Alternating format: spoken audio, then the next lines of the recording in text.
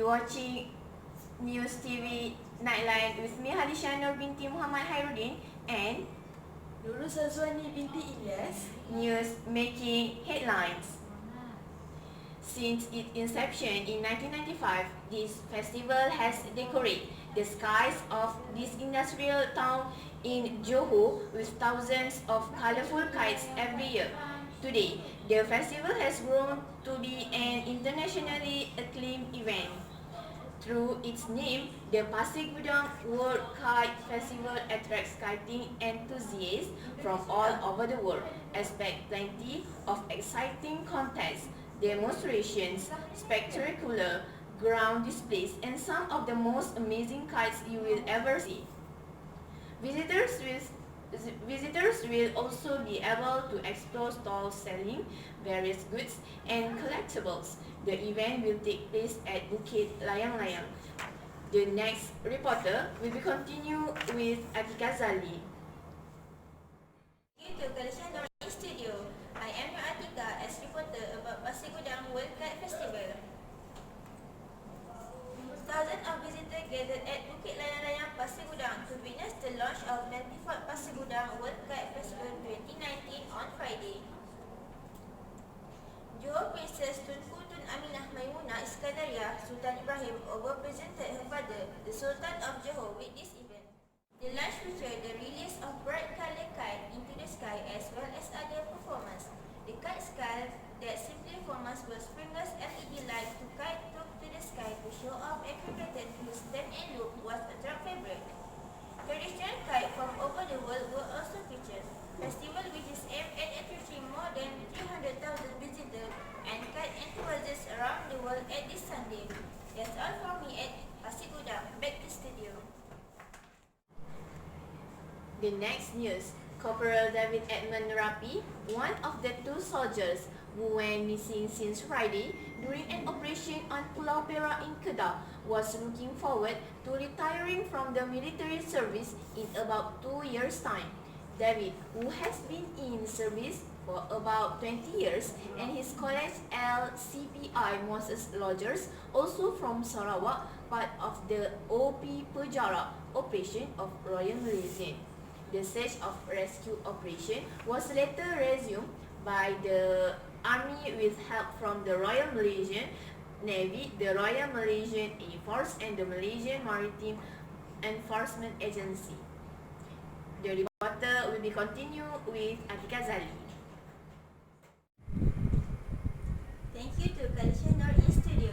Corporal David Edmund Rapi, one of the two soldiers who went missing since Friday during an operation on Pulau Perak in Kedah, was looking forward to retiring from the military service in about 2 years' time. He was excited at the prospect of seeing and spending time with family, more often said his younger sister.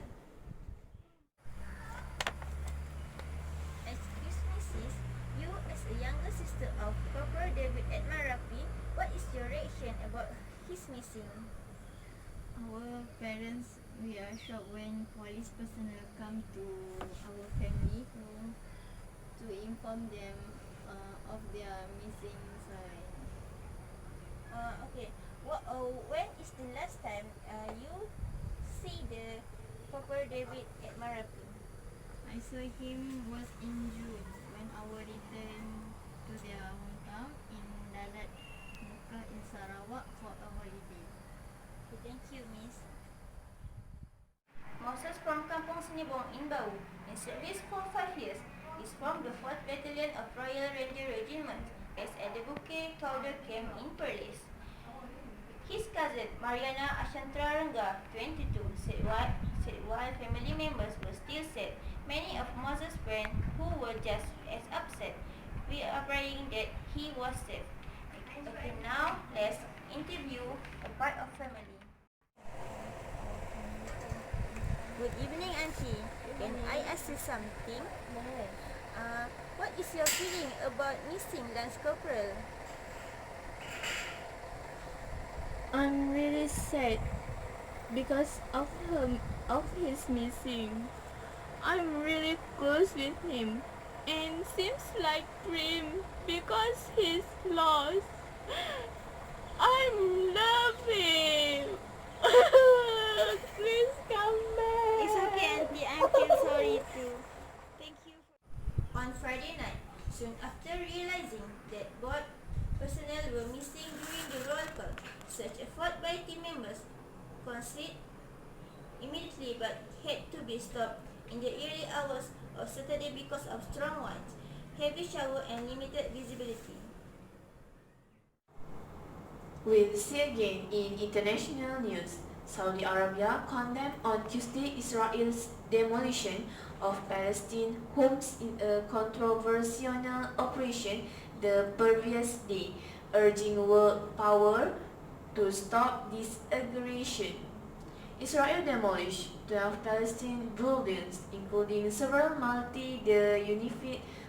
the United Nations assessed at least 24 people, including 14 children, were displaced. Palestinian leaders expressed outrage at the demolitions. It began construction of the separation barrier during the bloody Second Palestinian Intifada or uprising in the early 2005 and says it is necessary to protect against attacks. The report will be continued with reporter. Palestinians note that most of the buildings were located in areas meant to be under Palestinian Authority civilian control under the Oslo Accord of the 1990s.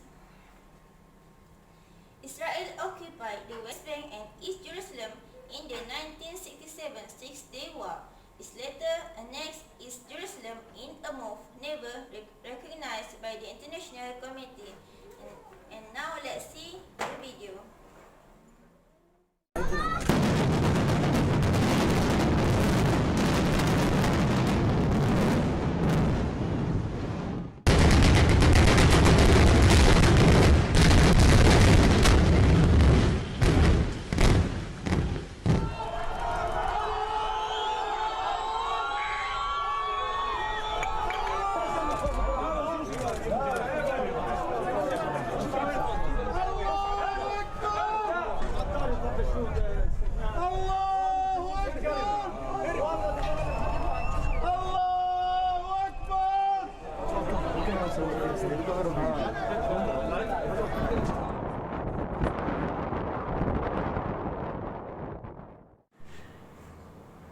The next international news. Electric cars are proving to be a godsend in Norway.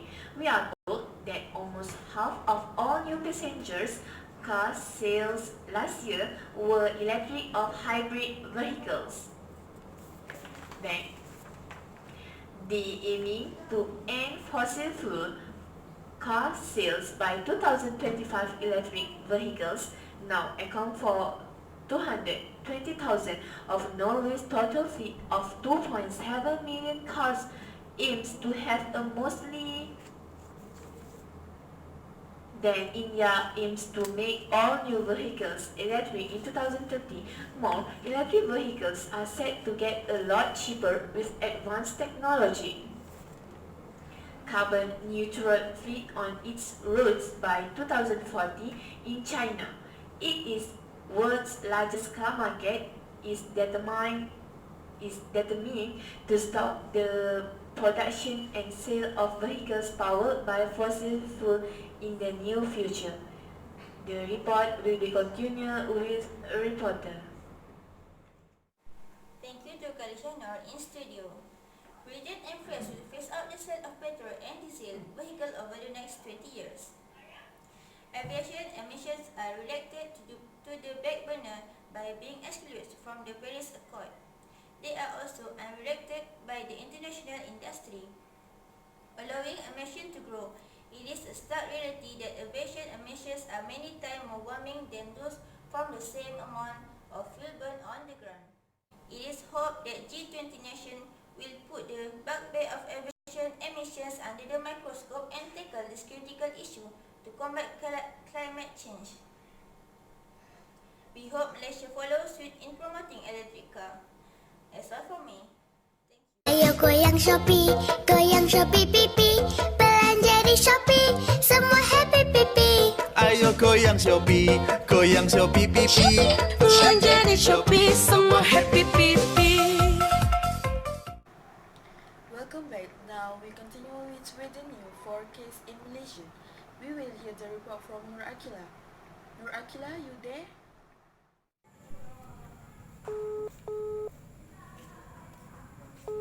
Thank you, NURUL SAZWANI in studio. Welcome to the weather forecast report in Malaysia. I am AQILAH. Today, Monday, 29 July 2019.